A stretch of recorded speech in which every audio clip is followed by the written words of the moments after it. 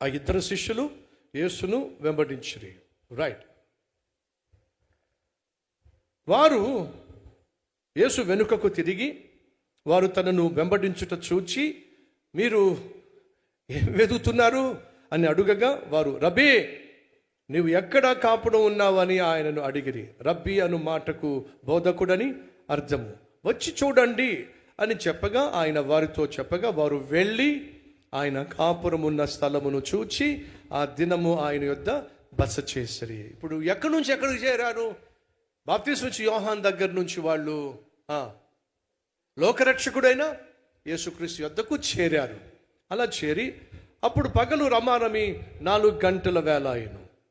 యోహాను మాట విని ఆయనను వెంబడించిన ఇద్దరిలో ఒకడు సీమోను పేతురు యొక్క సహోదరుడైన అంద్రయ. ఇప్పుడు ఇద్దరు శిష్యులు కదా, మరి రెండవ పేరు ఎందుకు మెన్షన్ చేయలేదు? యోహాను సువార్త రాసింది ఎవరో చెప్పండి. యోహాను. ఎవరు యోహాను?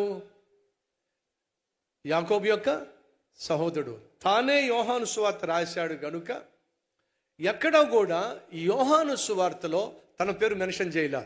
యేసు ప్రేమించు శిష్యుడు అన్నాడు అంతే, తన పేరు చెప్పుకోవాలా. సో యోహాను రాసిన సువార్తలో యోహాను ప్రస్తావన ఎక్కడ వచ్చినా తన పేరు చెప్పుకోవడానికి ఇష్టపడలా. కాబట్టి ఏం చేశాడు? అంద్రయ మరొక శిష్యుడు.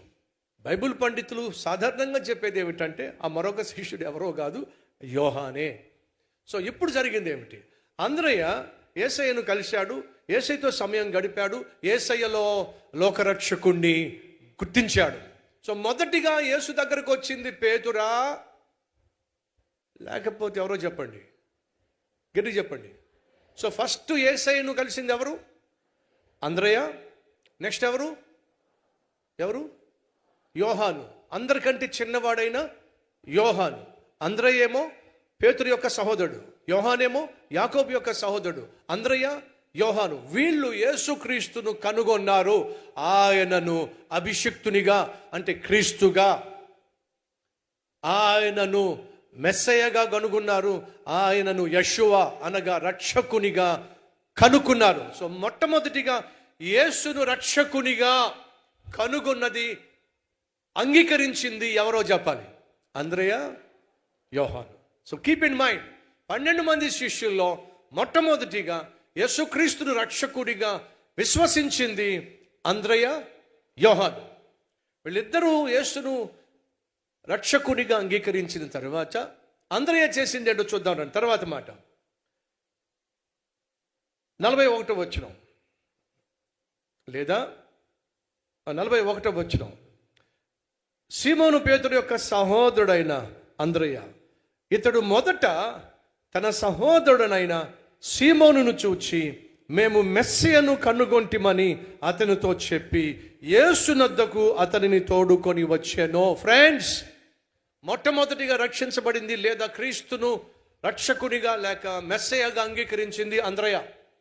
రెండవ వాడు యోహాను. మూడవ వాడు పేతురు. సో మొదటిగా క్రీస్తును రక్షకునిగా గుర్తించింది, అంగీకరించింది పేతురు కాదు. మొదటిగా క్రీస్తును రక్షకునిగా అంగీకరించింది, గుర్తించింది అంద్రయ, యోహాను. మూడవ వాడే పేతురు. అనగా 12 మంది శిష్యుల్లో పేతురు మొట్టమొదటిగా యేసును చూడలా, మొట్టమొదటిగా యేసుక్రీస్తు రక్షకునిగా అంగీకరించలా, రక్షకునిలో ఉన్నాడు. కానీ ఒకసారి రక్షకునిగా అంగీకరించిన తరువాత వెనకబడి లేడు. ఏమయ్యాడు చెప్పండి? దాటుకుంటూ ముందుకు వెళ్ళిపోయాడు. సహోదరులో ముగించేస్తున్నా, చెప్పకండి నేను నీకంటే సీనియర్ని, నేను 30 సంవత్సరాల క్రితం యేసును రక్షకునిగా అంగీకరించా, 20 సంవత్సరాల క్రితం రక్షకునిగా అంగీకరించా, నువ్వు నిన్నగాక మొన్న క్రీస్తుని రక్షకునిగా అంగీకరించావు, నువ్వు జూనియర్వి, నువ్వు బచ్చాగాడివి, నువ్వు నోరు మూసి కూర్చో అని సాధారణంగా అంటూ ఉంటారు. కానీ వినండి, నువ్వు ఎంతకాలం క్రితం యేసుక్రీస్తును అంగీకరించావు ఇంపార్టెంట్ కాదు. ఈరోజు యేసుక్రీస్తును ఎంతగా ఘనపరుస్తున్నావో, నీ జీవితం ద్వారా ఘనపరుస్తున్నావో, దట్ ఈస్ ఇంపార్టెంట్. నేను చాలామందిని గమనిస్తూ వస్తూ ఉంటాను. 40 సంవత్సరాలు, 50 సంవత్సరాలు, 60 సంవత్సరాల క్రితం యేసుక్రీస్తును సొంత రక్షకునిగా అంగీకరించి విశ్వాసంలో మరగుచ్చులుగా మిగిలిపోతారు. అలాగే ఉంటారు. ఎదుగు ఉండదు, బొదుగు ఉండదు. చుట్టూ ఉన్న వారికి మాదిరిగా జీవించడం చేత కాదు. కానీ కొంతమంది 5 సంవత్సరాల క్రితం, 3 సంవత్సరాల క్రితం రక్షించబడి కూడా దేవుని కోసం రోషం కలిగి జీవిస్తూ ఉంటారు, పౌరుషం కలిగి జీవిస్తూ ఉంటారు. పేతురు మొదటివాడు కాదు, మూడోవాడు. కానీ ఏం చేశాడు? ఆ మూడోవాడు కాస్త యేసును కలుసుకున్న తర్వాత ఇక వెనక్కి తిరిగి చూడలా, దూసుకుంటూ మూడోవాడు కాస్త మొదటివాడిగా మారాడు. మీ సహోదరులు, సహోదరిలో మీ ఆధ్యాత్మిక జీవితంలో సంవత్సరాలు లెక్క పెట్టుకుంటూ కూర్చోమాకండి. అప్పటి నుంచి నేను సేవలో ఉంటున్నా, ఎప్పటి నుంచి నేను ప్రభు సాక్షిగా ఉంటున్నా. సంవత్సరాలు కాదు, ఎంతకాలం నువ్వు క్రీస్తును సొంత రక్షకునిగా అంగీకరించేవని ఇంపార్టెంట్ కాదు. అసలు ఎలా క్రీస్తు కొరకు జీవిస్తున్నావు అనేది ఇంపార్టెంట్. ఎంతకాలం బ్రతికేది ఇంపార్టెంట్ కాదండి, ఎలా బతికావు ఇంపార్టెంట్. ఎంతకాలం అయింది రక్షించబడి కాదండి, రక్షించబడి ఎంతకాలం అయినప్పటికీ అసలు ఎలా బతుకుతున్నావు క్రీస్తు కోసం. పేతురుని చూడండి, ఎలా బతికాడో తెలుసా? అందరికంటే మెరుగ్గా, అందరికంటే మొదటివాడిగా, అందరికంటే రోషం గలవాడిగా, అందరికంటే పౌరుషం గలవాడు, అందరికంటే. 12 మంది శిష్యులు లేక 11 మంది శిష్యులు గెత్సెమనే తోటలో ఉన్నప్పుడు, యేసుక్రీస్తుని బంధించడానికి వచ్చినప్పుడు, యేసుక్రీస్తుని పట్టుకోవాలని వచ్చినప్పుడు ఎవరండి కత్తి తీసింది చెప్పండి? ఎవరు తీశారు? ఎందుకు తీశారు చెప్పండి? రోషం అండి. మేము రక్షకుడిగా నమ్మినటువంటి యేసయ్య మీద చేయి వేస్తావా? మిగతా వాళ్ళు ఎందుకు లేదు చెప్పండి? ఆ రోషం అర్థమైందా మీకు? సహోదరి సహోదరులు, బ్రతికిన 3 నాళ్ళు రోషం కలిగి బ్రతుకుదాం. బ్రతికిన 3 నాళ్ళు ప్రభువును గణపరిచే జీవితం జీవిద్దాం. బ్రతికిన 3 నాళ్ళు ప్రభువుకు సాక్షులుగా జీవిద్దాం. బ్రతికిన 3 నాళ్ళు పూర్ణ మనసుతో, పూర్ణ ఆత్మతో, పూర్ణ శక్తితో ప్రభు కోసం జీవిద్దాం. పేతురు అలాగే జీవించాడు. నువ్వు నేను అలాగే జీవించాలని ఆశపడుతున్నాడు. ఆ తర్వాత ఏమైందో రేపు మీతో పంచుకుంటాను. రండి, ఉన్న చోటే మోకరించండి, ప్రార్థనలు ఏకీవించండి. ప్రియ సహోదరి సహోదరులో, దేవుడు ఈరోజు అనేక విషయాలు నీతో చెప్పాడు. అడుగుతున్నా, ఇంటికి మాత్రమే పరిమితమైనటువంటి ఆశీర్వాదమా, లేక ఇంటి బయటకు కూడా వచ్చి ఆశీర్వాదంగా జీవిస్తావా? ప్రభువా, నా ఇల్లు దీవించు, నన్ను దీవించు అని మాత్రమే ప్రార్థన చేస్తావా? ప్రభువా, నన్ను ఇతరులకు దీవెనకరంగా మార్చు, నా గృహాన్ని ఇతరులకు ఆశీర్వాదంగా మార్చు అని ప్రార్థన చేస్తావా? నన్ను దీవించు అని ప్రార్థన చేస్తున్నావు, మంచిదే. కానీ ఈరోజు నువ్వు దీవెనకరముగా మారాలి. నీ జీవితం ఇతరులకు ఆశీర్వాదకరంగా మారాలి. అబ్రహామా, నీ పేరు అబ్రాహాము, నీ ఇంటిలో ఘనమైన వాడిగా ఉన్నావు. కానీ నా ఆశ సమస్త దేశములలో నువ్వు ఘనమైన వాడిగా ఉండాలి. అమ్మా శారాయే, నీ భర్త దృష్టిలో నువ్వు రాణిగా ఉన్నావు. కానీ నా ఆశ సమస్త దేశములకు నువ్వు తల్లివి కావాలమ్మా. సహోదరి సహోదరులు వింటున్నారా? పేతురు, నీ పేరు సీమోను, నీ పేరు ఇక మీదట సీమోను కాదు, మరి పేతురు అని పేరు పెడుతున్నా. ఎందుకని? నీ పరిచర్య మీద, నీ ప్రసంగం మీద నేను ఒక అద్భుతమైన సంఘాన్ని ప్రారంభించబోతున్నా. సహోదరి సహోదరులో అడుగుతున్నా, క్రీస్తును కలుసుకున్నావా? అయితే దేవునికి నీ పట్ల ఉన్నతమైన ప్రణాళిక ఉంది. దేవునికి నీ పట్ల ఉన్నతమైన ఉద్దేశం ఉంది. అబ్రహాము పట్ల మాత్రమే దేవునికి ఆ ఉద్దేశం ఉంది, అబ్రహాము యొక్క సహోదరులకు కాదు. ఎందుకని? అబ్రహాము దేవుని పిలుపును విన్నాడో. ఈరోజు మనలో ఎవరైనా దేవుని పిలుపును వింటున్నారా? దేవుడు నిన్ను పిలిచాడని నమ్ముతున్నారా? మీరు ఎంతమంది నమ్ముతున్నారు దేవుడు నన్ను పిలిచాడో? తన బిడ్డగా జీవించడానికి, తన సాక్షిగా జీవించడానికి నమ్మిన వాళ్ళు చూపిస్తారా? అయితే నీ పట్ల, నీ భవిష్యత్తు పట్ల, నీ కుటుంబం పట్ల దేవునికి ఉన్నతమైన ఉద్దేశం ఉంది, ఉన్నతమైన ప్రణాళిక ఉంది. కాబట్టి దేవుడు నిన్ను పిలిచాడు, పేరు పెట్టి మరి నిన్ను పిలిచాడు. కాబట్టి నువ్వు నీ ఇంటికి మాత్రమే పరిమితం కావడానికి, అనగా నా ఇల్లు దీవించబడితే చాలు, నేను దీవించబడితే చాలు కాదో. నువ్వు ఇతరులకు దీవెనకరంగా మారాలి, ఇతరులకు ఆదర్శంగా నువ్వు జీవించాలి, ఇతరులకు ఆశీర్వాదంగా నువ్వు జీవించాలి. ఈరోజు అదే ప్రార్థన నువ్వు చేయాలి. ప్రభువా, నన్ను దీవించడం కాదయ్యా, నన్ను దీవెనకరముగా మార్చయ్యా. ఒకవేళ దేవుడు నిన్ను దీవెనకరంగా మార్చాలంటే ఏం చేస్తాడో తెలుసా? విరగగొడతాడో, నలగగొడతాడో. ఒకవేళ ఈరోజు నీ జీవితంలో దేవుడు నన్ను నలగగొడుతున్నాడు, దేవుడు నన్ను విరగగొడుతున్నాడు అని నీకు అనిపిస్తున్నట్లయితే వినో, దేవుడు నిన్ను నలగగొడుతుంది, వెలగగొడుతుంది. కారణం తెలుసా? అనేక మందికి నిన్ను ఆశీర్వాదంగా మలచడానికే, మార్చడానికే దేవుడు నిన్ను విరగొడుతున్నాడు, నలగగొడుతున్నాడు. సంతోషించు, అంతేగాని ఏడవద్దు. ఆ రోజు ఆ రొట్టెలను విరిచిన తర్వాతే అనేక వేల మందికి ఆశీర్వాదంగా మారినాయి. దేవుడు నిన్ను నన్ను విరగొడుతున్న కారణం తెలుసా? నిన్ను నన్ను అనేక మందికి ఆశీర్వాదంగా మార్చాలని ఆశపడుతున్నాడు. ఆయన నిన్ను శారీరకంగా విరగొట్టచ్చు, ఆర్థికంగా విరగొట్టచ్చు, కొన్ని సందర్భాల్లో మానసికంగా విరగొట్టచ్చు, రకరకాలుగా దేవుడు నిన్ను విరగొట్టవచ్చు. అలా విరగొడుతున్న, నలగొడుతున్న కారణం ఏమిటంటే నీ పట్ల దేవునికి ఉన్నతమైన ప్రణాళిక ఉంది, ఉన్నతమైన దేవునికి ఉద్దేశాలు ఉన్నాయి. కాబట్టే దేవుడు నిన్ను విరగొడుతున్నాడు. అర్థం చేసుకో. ఆ విరగొట్టు పడుతున్నప్పుడు నీ లోపాలను గ్రహిస్తావు, నీ పొరపాట్లను గ్రహిస్తావు, నీ జీవితాన్ని నువ్వు సరిచేసుకుంటావు, దేవునికి మరింత దగ్గరగా చేరతావు.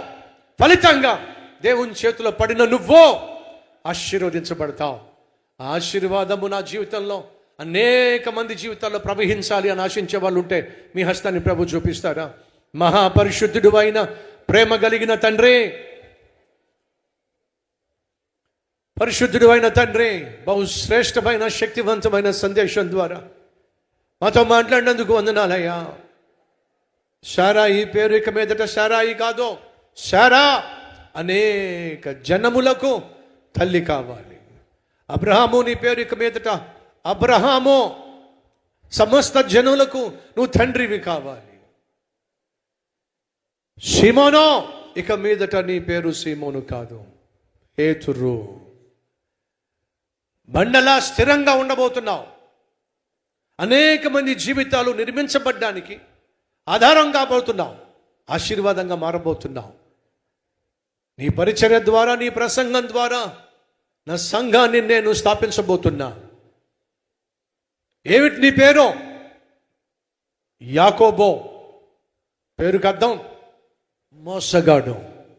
ఇక మీదట నీ పేరు యాకోబు కాదు, ఇక మీదట నీ పేరు ఇశ్రాయేలు. మోసగాడిగా ఉన్న నిన్ను ఒక దేశముగా నేను ఆశీర్వదించబోతున్నా. లోకరక్షకుడిని లోకానికి పరిచయం చేసే వానిగా నిన్ను ఆశీర్వదించబోతున్నా. ప్రభా ప్రభా, మోసగాడు తన మోసాన్ని విడిచిపెట్టినప్పుడు ఆ మోసగాడిని నువ్వు ఇశ్రాయేలుగా మార్చావే అయ్యా. మాలో ఉన్న ప్రతి లోపాన్ని నుంచి మమ్మల్ని విడిపించాయా, ప్రతి విధమైన అపవిత్రత నుంచి విడిపించాయా, ప్రతి విధమైన మోసం నుండి విడిపించాయా. న్యాయంగా జీవించటం, యథార్థంగా జీవించటం, నీతిగా జీవించటం అయ్యా. ఏ రీతిగా ఒక మోసగాడు ఈరోజు ఇశ్రాయేల్ దేశానికే ఆ పేరు పెట్టబడిందంటే, ఇశ్రాయేల్ దేశము అనే పేరే పెట్టబడిందంటే ఎంతగా నువ్వు ఆ మోసగాడిని మలిచావో, మార్చావో, ఆశీర్వాదంగా తీర్చావో. ఈరోజు మాలో ఎవరైనా అయ్యా నువ్వు ఆశించినట్టుగా జీవించలేని స్థితిలో, నువ్వు కోరుకున్నట్టుగా బ్రతకలేని స్థితిలో ఎవరైనా ఉన్నట్లయితే అటు వారిని యాకోబును మార్చినట్టుగా, యాకోబును బాగు చేసినట్టుగా ప్రతి ఒక్కరిని బాగు చేయ్యా. మేము కేవలం మాకు మాత్రమే ఆశీర్వాదంగా, మేము మాత్రమే రక్షించబడిన విధంగా కాకుండా ఆశీర్వదించబడిన మేము ఇతరులకు ఆశీర్వాదంగా మారాలి. రక్షించబడిన మేము ఇతరులకు రక్షకుని పరిచయం చేయాలి. ఆదరించబడుతున్న మేము అనేక మందిని ఆదరించాలి. అట్టి కృప మాకు దయచేయ్యా.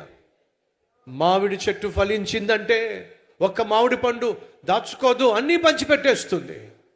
కారణం అది ఆశీర్వదించబడి ఆశీర్వాదాన్ని పంచిపెడుతుంది. అయ్యా మేము ఆత్మ ఫలములు ఫలించి అది మేము ఇతరులకు చూపించులాగున, ఇతరులకు పంచులాగున ప్రేమ, సంతోషము, సమాధానము, దీర్ఘశాంతము, మంచితనము, విశ్వాసము, సాత్వికము, ఆశా నిగ్రహము అనే ఫలములు నాయన మా జీవితం ద్వారా అనేక మందికి పంచే కృప మాకు దయచేయమని, ఎవరెవరైతే లైవ్లో, ఎవరెవరైతే మా బ్రాంచ్ చర్చెస్లో, ఎవరెవరైతే నాయన ఈ దివ్యమైన మందిరాల్లో నిన్ను ఆరాధిస్తున్నారో, ఈ ప్రార్థనలో ఏకీభవిస్తున్నారో ప్రతి ఒక్కరిని ఆశీర్వాదకరముగా మలచుమని, అద్భుతమైన భవిష్యత్తునివ్వమని